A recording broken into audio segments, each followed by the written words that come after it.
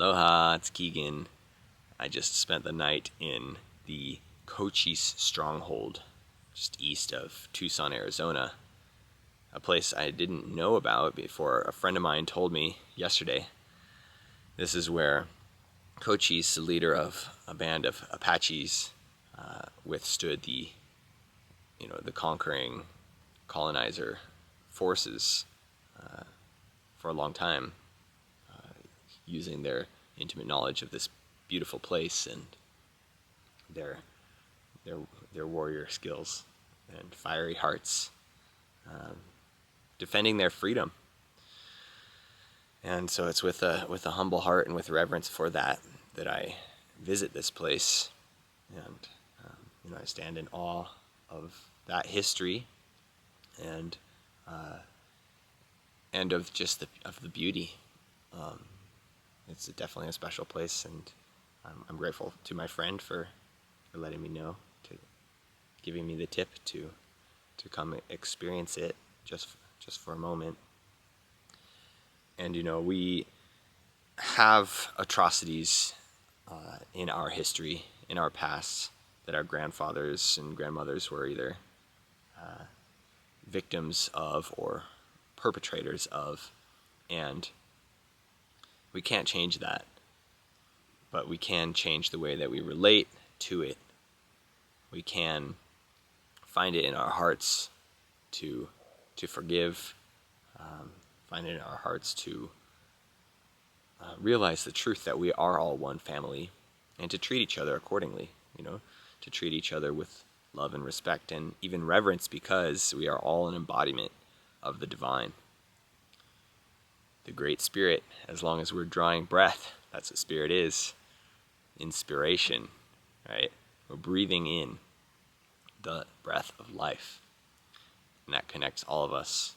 And the consciousness of life itself is who we truly are. So dropping all of the temporary costumes that we put on, we can connect with that absolute truth and find love and acceptance, forgiveness and respect, and the will to be in partnership again, the will to live as one in acknowledgement of that truth, that we all have the same source, that in truth we are all the same being. Unity consciousness is about transcending our differences, but it's not about ending our differences. It's actually about celebrating the beauty of the wonderful variety that we are and that we have as our family. All the different kinds of plants and animals, trees, peoples, everything is one in many, and it's a celebration of life. So let's move forward with the truth of that in our lives, and remember that we share the breath of life, the consciousness of creatorhood, and let's bring forth the best possible world with that in our hearts. I'm on a quest across the USA right now to be a part of an initiative whose mission is to bring about the best possible world. The Net Positive Village is, with the goal of building 1 million villages in the next 20 years, because, as we all know, it takes a village to raise a child, and everyone knows that. But are we doing it? I'm excited to be doing that. I have been working towards that, and in partnership with all the others who share that awareness and that drive and that desire to actually make it a reality. And so that's just part of the utopia movement, which is, the polar opposite of the movement towards dystopia, which we see, where, the ultimate agenda is to create automatons, right, of the human race, where we don't think for ourselves, and many of us are well along that path. I actually many, I would not include myself in that, although I do have programming, as we all do, that is something that's suggested to me, that's taking advantage of my creator power and moving it in a direction towards dystopia. And so that we have to realize where those things are within us and shine the light of awareness on them. When we acknowledge what is true about ourselves, that in itself helps us to transcend it. And so the utopia movement is about creating the best possible world.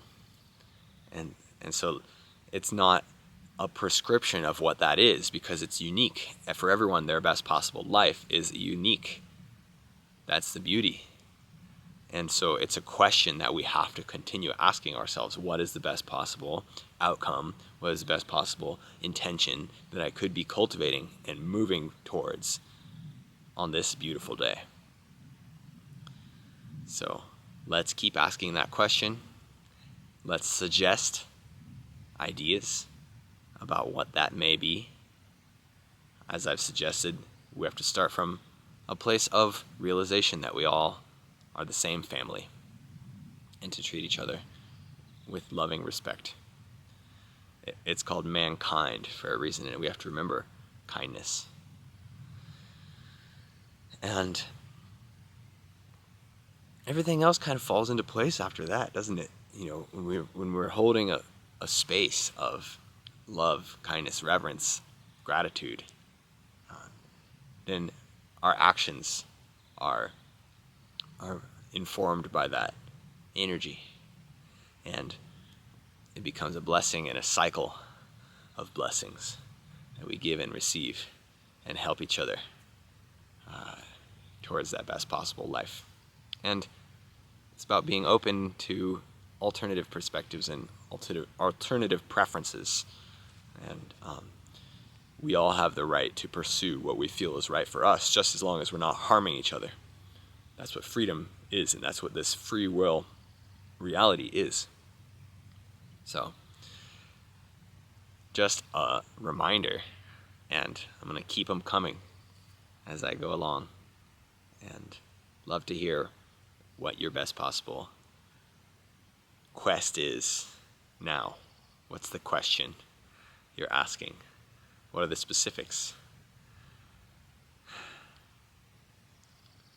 For me, I'm on this adventure, and I know that life is an adventure, and I see that people aren't taking advantage of that opportunity as much as they can be.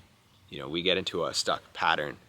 We choose our residence or whatever, and we have our jobs, and we like that stability. I'm saying we, but that's not something that I've really engaged in. I've been drifting a lot in life and exploring the beautiful variety. And I want to keep doing that, and I want to help others to embrace those experiences for themselves and explore and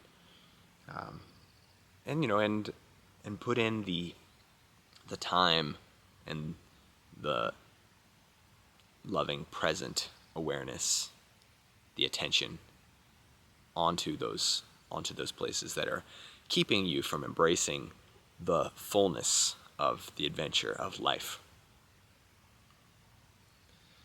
So I'm grateful to be discovering this new place and to share it with you, and I want to keep doing that, and we can explore our gifts